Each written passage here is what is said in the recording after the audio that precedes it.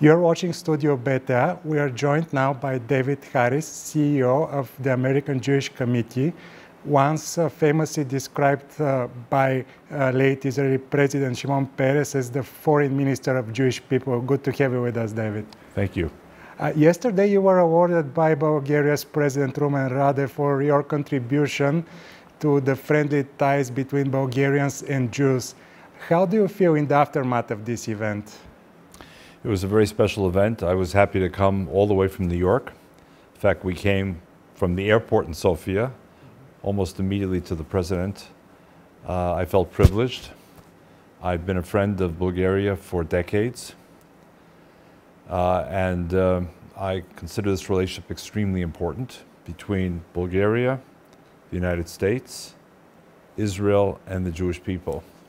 And I think we've made a lot of progress. This is not the first time you get honored by a Bulgarian head of state. Where does your connection to Bulgaria begin? It's an interesting question. It probably begins with my understanding of what Bulgaria tried to do during the Second World War, and the fact that some 50,000 Jews in Bulgaria were saved, were protected here in Bulgaria, even though Bulgaria was an ally of Nazi Germany, and even though Berlin asked for the Jews to be deported. So I wanted to know more about Bulgaria. The problem was there was a Cold War. And because there was a Cold War, there was not much opportunity for an American to travel to Bulgaria or to meet people here. So it had to wait till after November the 10th, 1989. And I began coming shortly after. I've come many times on behalf of American Jewish Committee. And the more I come, the more close I feel to Bulgaria and the Bulgarian people.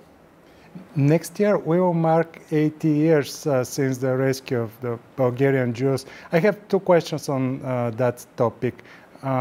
First of all, what's your stance on Russia's claim that the Red Army and not the Bulgarian government saved nearly 50,000 Jews from deportation from Bulgaria? So I have great respect for the role that the Soviet Red Army played starting on June 22nd, 1941, following 2 years where Russia was allied with Hitler until the invasion, Operation Barbarossa. And the Soviet Army made a huge difference in the war, made a huge difference in liberating Nazi death camps like Auschwitz. But that doesn't give Russia the license to rewrite history every step of the way. There is an important Red Army history between June 22nd, 1941, and what the Russians call Dien Pobyedy, May 9th, 1945. And I respect and I honor that role. But again, changing history, rewriting history, falsifying history should not be part of the discussion.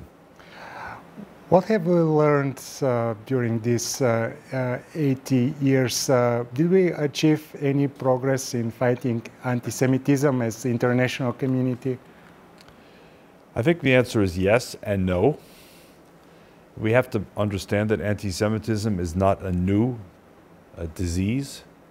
It's an old disease. Some say the oldest social pathology in the world.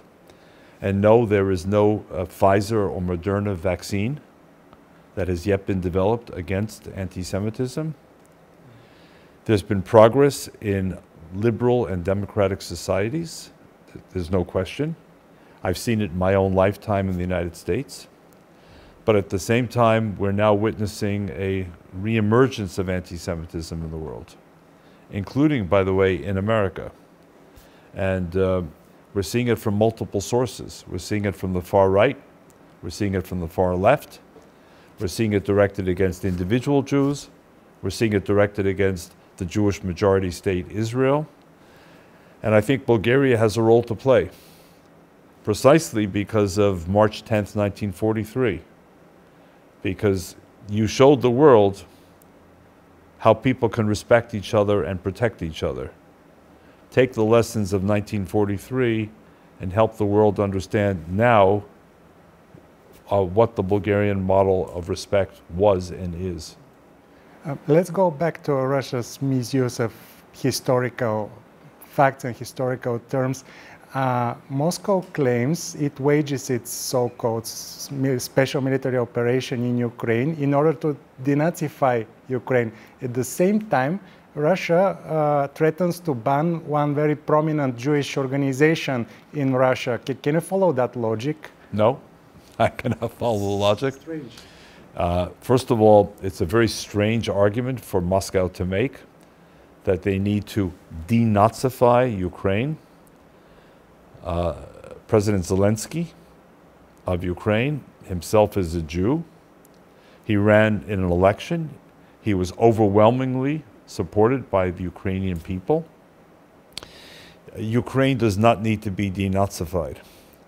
Unfortunately, it's Russia, which spent 4 years fighting the Nazis from 1941 to 1945, that's now using Nazi-like tactics of invasion, of aggression, of false excuses and pretenses for the invasion.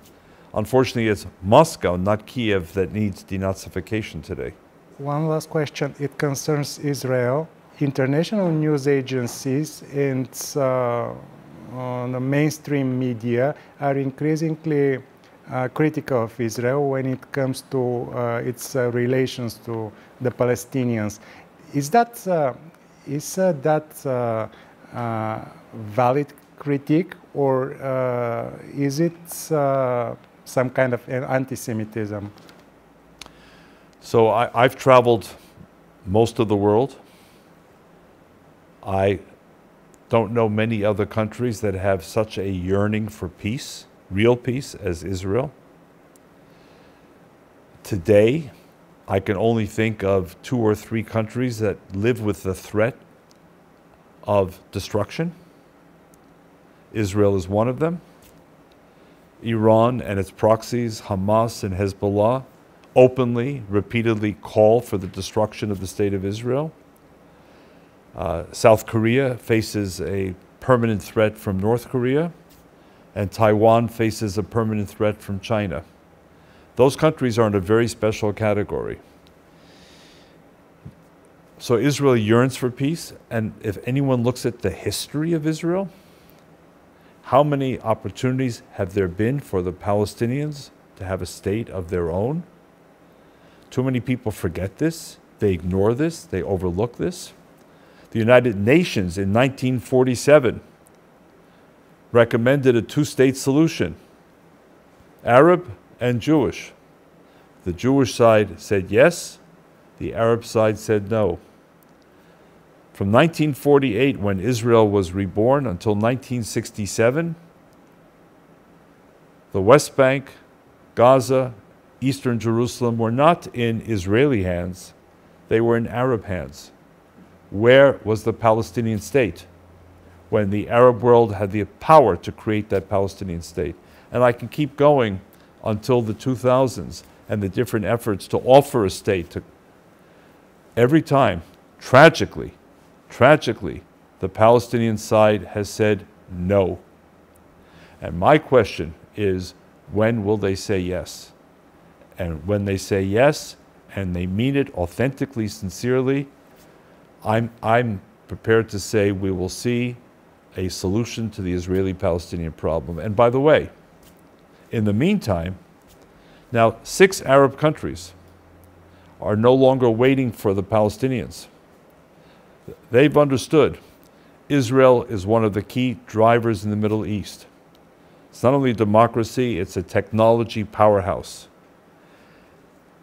Egypt, then Jordan, United Arab Emirates, Bahrain, Morocco, and Sudan all said, let's make peace, let's normalize. And there are several other countries in the Arab world that are watching this carefully, and I think beginning the process. So yes to peace with the Palestinians, but they need to say yes after 75 years, unfortunately, of saying no. Thank you for your contribution. This was David Harris for БТА.